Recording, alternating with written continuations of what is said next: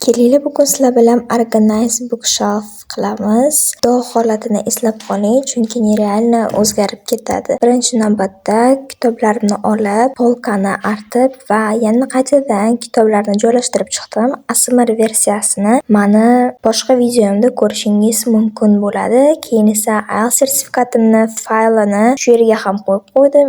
Sizlarga vinyetkani umuman ko'rsatmagan edim.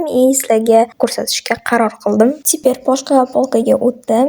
Sizlarga Annajon kitoblarini ham ko'rsatib o'tyapman. Annajonning fanatlari shu yerdamizlar. Отзовитесь. Keyin o'sha populyarniy "Всё закончится на нас" kitobi va o'sha avtorda boshqa kitobini ham qo'yib chiqdim.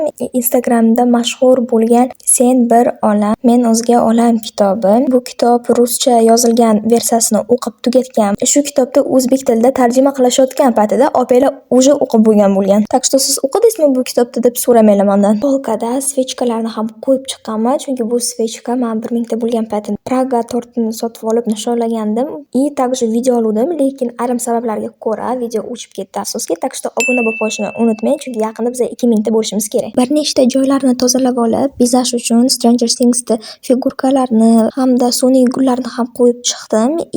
Stolda ustini ham artib oldim. Menga rezultat juda ham yoqdi. Bosli ko'rinishi. Ana endi toza joyga dars qilishga ketdim.